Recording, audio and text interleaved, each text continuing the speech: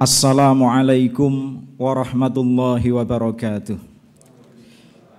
Yang terhormat Bapak Rektor Universitas Negeri Semarang, yang kami hormati Wakil Rektor 1, 2, 3, dan 4 Universitas Negeri Semarang, Ketua Senat beserta Sekretaris dan seluruh anggota Senat, Ketua Majelis Profesor beserta Sekretaris dan seluruh anggota Majelis, Dekan dan Wakil Dekan di Universitas Negeri Semarang, secara khusus Bapak Dekan Fakultas Ekonomi, Direktur dan Wakil Direktur Pasca Sarjana, Ketua dan Sekretaris Lembaga, Badan, UPT, Kepala Biro, Ketua dan Sekretaris Jurusan, Kepala Laboratorium, Koordinator Program Studi, Sarjana, Magister, dan Doktor, secara khusus Ketua Jurusan Akuntansi, Ketua dan Pengurus Dharma Wanita Persatuan Universitas Negeri Semarang,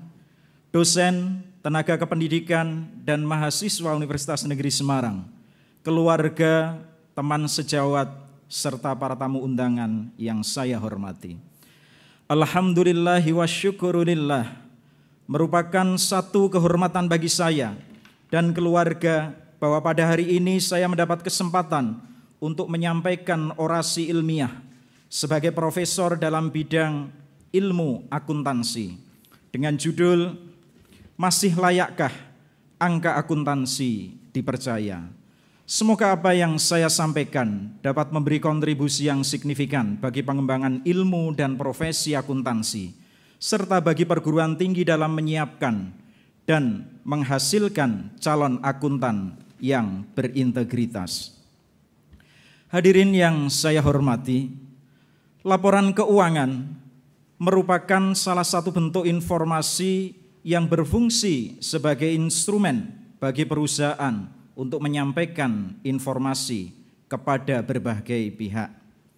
Namun demikian, harapan para pengguna informasi keuangan yang sedemikian percaya pada laporan keuangan terkadang tidak berwujud. Beberapa fakta empiris kecurangan laporan keuangan, diantaranya kecurangan yang dilakukan oleh direksi PT AJ Persero pada tahun 2008 sampai 2018. Kasus lain yang dilakukan pada PT GI Tbk pada laporan keuangan tahun 2018. Mengapa hal ini bisa terjadi? Bukankah standar akuntansi keuangan telah mengatur ketentuan yang harus ditaati dalam penyusunan laporan keuangan?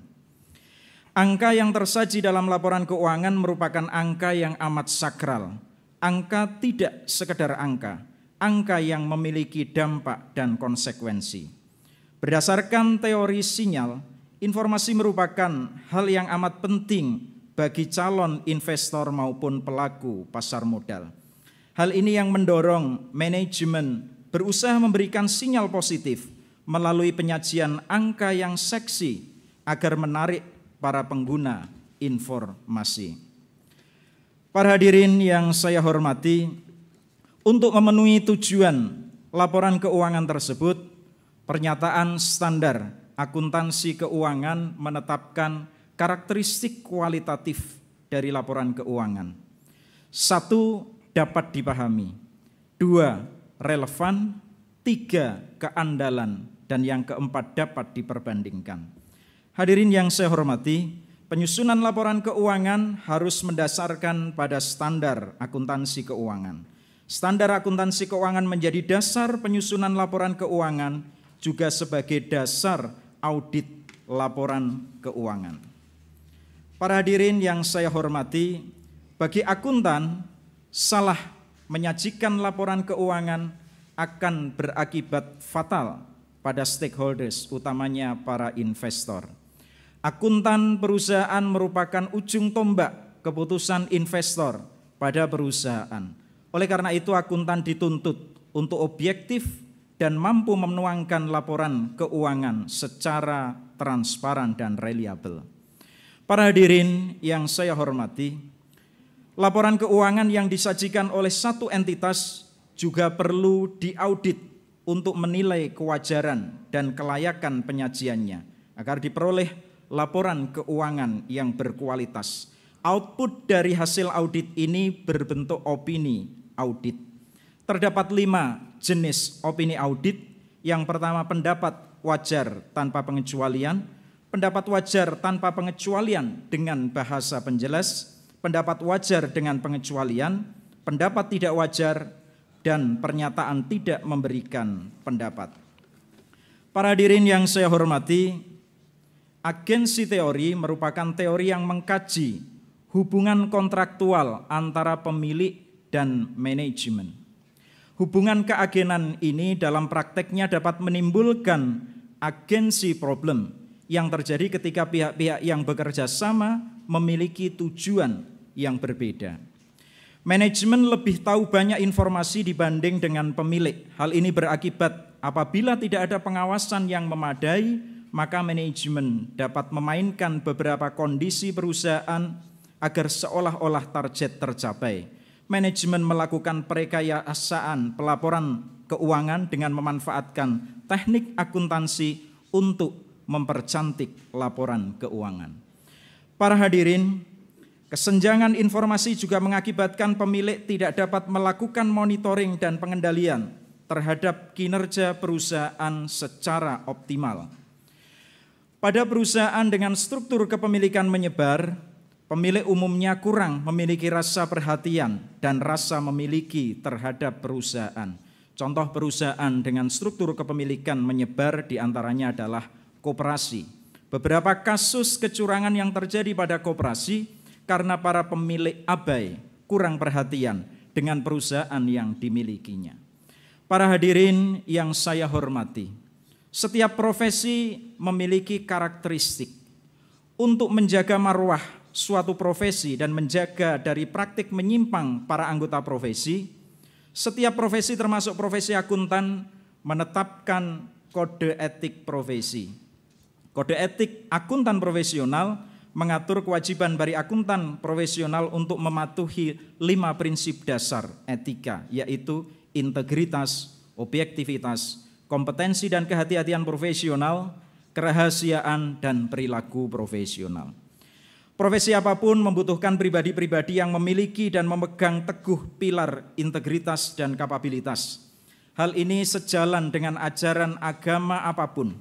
Di dalam agama Islam, pilar integritas dan kapabilitas ini bisa kita rujuk pada ayat Al-Quran, Bismillahirrahmanirrahim, Yarfa'illahu alladhina amanu minkum walladhina utul ilma darajat. Allah akan mengangkat derajat orang yang beriman di antara kalian dan berilmu beberapa derajat. Siapa yang mencetak akuntan dan siapa yang mendidik akuntan? Siapa yang seharusnya membekali integritas dan kapabilitas bagi seorang akuntan? Hadirin yang saya hormati, secara formal profesi akuntan dihasilkan oleh program studi akuntansi pada universitas, sekolah tinggi maupun politeknik. Kurikulum pendidikan disusun secara sistematis, mulai dari profil lulusan, capaian pembelajaran lulusan, bahan kajian, struktur mata kuliah, strategi pembelajaran yang diharapkan dapat berkontribusi dalam mendidik dan mencetak akuntan yang berintegritas sekaligus memiliki kapabilitas yang tinggi. Standar kompetensi nasional menyatakan kriteria minimal tentang kualifikasi kemampuan lulusan yang mencakup sikap, pengetahuan, dan keterampilan. Walaupun ketiga kompetensi ini merupakan satu kesatuan yang tidak dapat dipisahkan, namun jika disusun struktur alur secara terpisah, maka capaian kompetensi lulusan sikap menopang lulusan berintegritas, sedangkan pengetahuan dan keterampilan menopang lulusan yang memiliki kapabilitas. Para hadirin yang saya hormati, sebagai simpulan, berdasarkan deskripsi sebagaimana diuraikan di muka, maka pertanyaan sebagaimana dalam redaksi judul, masih layakkah angka akuntansi dipercaya, menjadi tidak sederhana untuk dijawab. Beberapa faktor kunci seperti keberadaan standar akuntansi, peran akuntan, peran auditor, perhatian pemilik, sikap dan orientasi manajemen, dan tekanan publik ikut menentukan kualitas informasi. Faktor di atas saling berinteraksi satu sama lain dalam sebuah sistem dan mekanisme. Namun dari beberapa faktor kunci tersebut, jika harus dipaksa untuk menentukan faktor strategis mana yang paling menentukan, jawabannya adalah keberadaan akuntan dan auditor yang berintegritas. Sebagus dan seketat apapun standar, sistem, mekanisme dibangun, pada akhirnya bergantung pada pelaksananya, yaitu manusia. Integritas dan kapabilitas adalah dua fitur yang amat penting. Tugas perguruan tinggi adalah bagaimana mampu menghasilkan akuntan yang berintegritas sekaligus memiliki kapabilitas yang tinggi. Jika semua ikhtiar sudah dilakukan, maka optimis bangsa ini memiliki akuntan-akuntan bermoral, akuntan berintegritas, dan memiliki kapabilitas. Melalui pemikiran dan karya akuntan inilah akan dihasilkan informasi akuntansi yang dapat dipercaya. Amanah menyajikan informasi yang reliabel tetap bisa dijaga. Angka akuntansi masih layak dipercaya dan ilmu akuntansi masih memberikan manfaat bagi kita semua. Para hadirin yang saya hormati, sebelum saya mengakhiri orasi ilmiah ini, izinkan saya untuk mengucapkan kalam syukur alhamdulillahirabbil alamin atas nikmat dan rahmat sehingga saya berkesempatan untuk meraih cita-cita ini. Tanpa menafikkan ikhtiar, doa dan dukungan dari semua pihak, di atas segalanya itu semua saya meyakini ini adalah semata-mata karunia Allah. Hadza min fadli Rabbi. Selanjutnya pada kesempatan ini, izinkan saya mengucapkan terima kasih yang sebesar-besarnya dan penghargaan yang setinggi-tingginya. Satu, kepada pemerintah Republik Indonesia melalui Menteri Pendidikan dan Kebudayaan Bapak Nadiem Anwar Makarim. Yang kedua, Bapak Rektor Universitas Negeri Semarang, Bapak Profesor Dr. Fathur Rahman M. Hum, dan para wakil Rektor UNES yang telah memberikan kesempatan, kepercayaan, dan semua bentuk fasilitas kepada saya untuk pengusulan guru besar saya. Ketua Senat Bapak Dr. Sucipto MT, beserta Sekretaris dan seluruh anggota Senat UNES atas persetujuan dan pemberian pertimbangan pengusulan guru besar saya. Juga kepada Prof. Santo, Bapak Profesor Dr. Susanto MPD, Ketua Senat pada periode pengusulan guru besar saya. Yang keempat, Bapak Ketua Majelis Profesor, Bapak Profesor Dr. Mungin Edi Wibowo MPD Kons, beserta Sekretaris dan seluruh anggota majelis atas bimbingannya, pembahasan dan persetujuannya. Yang kelima, para Rektor IKIP Semarang dan Universitas Negeri Semarang periode sebelumnya, Prof. Retmono almarhum, Prof. Rasti Eko Siswoyo almarhum, Prof. A.T. Sugito, Prof. Sudiono Sastroatmojo atas kepercayaan dan kesempatan untuk menempuh studi, berkarya, mengabdi di IKIP Semarang dan Universitas Negeri Semarang. Tim penilai angka kredit tingkat universitas. Ketua LPPM UNES atas kesempatan dan fasilitas yang diberikan dalam melakukan riset dengan beberapa luaran yang sangat menunjang capaian guru besar ini. Dekan Fakultas Ekonomi sekaligus guru saya, Bapak Dr. Andes Herianto MBA PhD, beserta Wakil Dekan atas motivasi, pendampingan dan fasilitas yang diberikan untuk pengusulan guru besar saya. Ketua, Sekretaris dan seluruh anggota Senat Fakultas Ekonomi, para alim, ulama, Habib Kiai atas doa restu dan ijazahnya. Di antaranya Habib Umar Mutahar, Romo Kiai Haji Ubaidillah Sodakoh Rais Syuriah PWNU Jawa Tengah, Romo Kiai Haji Muhammad Muzammil Ketua Tanfidiyah PWNU Jawa Tengah, Romo Kiai Haji Ahmad Hadhor Ihsan. Tim penilai angka kredit dan validator karya ilmiah tingkat fakultas, Prof. Abdurrahman dari Undip, Prof. Rosdarti, Prof. Suciati Ningsih dari UNES atas penilaian usulan dan karya ilmiah yang cermat dan teliti. Ketua jurusan, Sekretaris jurusan, Kepala Laboratorium di jurusan akuntansi, pimpinan dan staf bagian kepegawaian UNES dan subbagian kepegawaian FE. Semua Bapak Ibu guru saya di SD Negeri Ngemplek Wetan 2, Madrasah Ibtidaiyah Mambaul Ulum, SMP Abdi Negara Karanganyar, SMEA Negeri Kudus, semua Bapak Ibu dosen di jurusan Pendidikan Dunia Usaha IKIP Semarang, semua Bapak Ibu dosen di Magister Akuntansi Undip, semua Bapak Ibu dosen di program Doktor Ilmu Ekonomi Undip, di antaranya Prof. Nasir, Prof. Abdurrahman, Prof. Tarmizi, Prof. Imam, Prof. Anis, Pak Jaka Isgiarta, Pak Agus Purwanto, dan penguji eksternal saya, Prof. Slamet Sugiri dari Universitas Gadjah Mada. Semua Bapak Ibu dosen senior dan kolega di Fakultas Ekonomi yang tidak dapat saya sebut satu persatu, khususnya jurusan akuntansi, seduluran saklawase.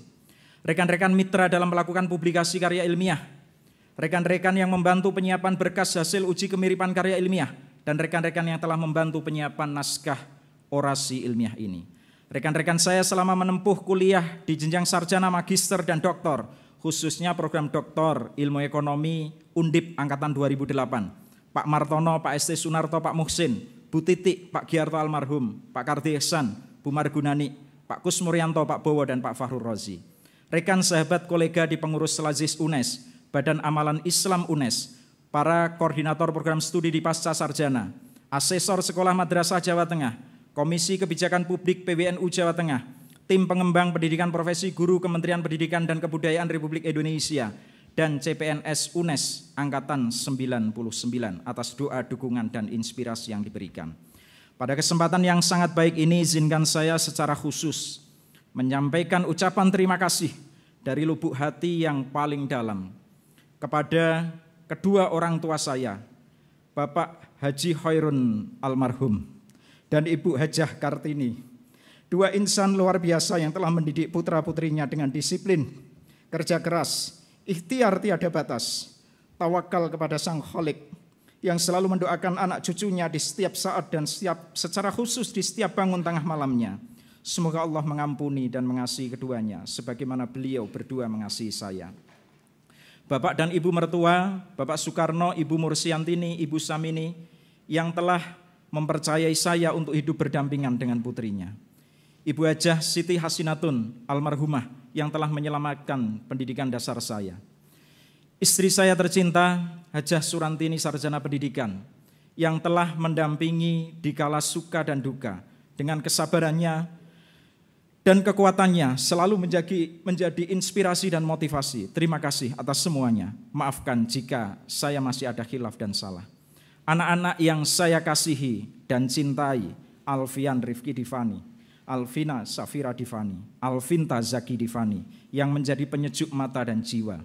Maafkan ayah jika di masa kecil kalian dulu, ayah tidak banyak waktu mendampingi kalian saat awal hidup dalam keterbatasan. Dan itulah perjalanan hidup di garis takdir Tuhan. Capaian ayah ini jangan jadikan sebagai beban, tetapi sebaliknya jadikanlah sumber motivasi dan inspirasi. Yang terpenting jadilah anak yang soleh, solihah. Itu harapan ayah sampai kelak saat ayah harus menghadap Sang Khalik. Terakhir, kakak dan adik, Mbak Kismatun beserta keluarga, Mas Haji Kismanto beserta keluarga, Mbak Kunarti almarhumah beserta keluarga, Dek Abdul Aziz beserta keluarga, Dek Slamet Sudarmaji beserta keluarga, Dek Muji Lestari beserta keluarga, Dek Dwi, Dek Yoga, atas kebersamaan, kerukunan, kekeluargaan selama ini. Seluruh keluarga besar Bani Kodiwongso dan Bani Merto Timur di Demak, dan seluruh keluarga besar Trah Wito Miharjo dan Trah Karso Pawiro di Klaten.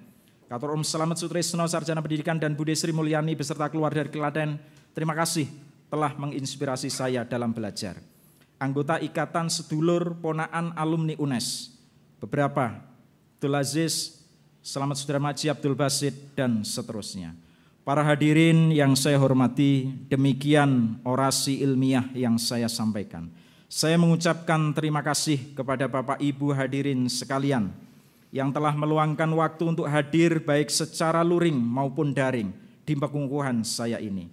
Saya mohon maaf atas hal-hal yang tidak berkenan. Saya juga mohon doa restu agar saya dapat mengemban amanah sebagai guru besar dengan sebaik-baiknya. Semoga Allah meridhoi kita semua, memelihara rumah ilmu pengembang peradaban, dan menjaga reputasi UNES gemilang untuk Indonesia maju. Terima kasih. Wallahul muwafiq ila aqwamit thoriq. Wassalamualaikum warahmatullahi wabarakatuh.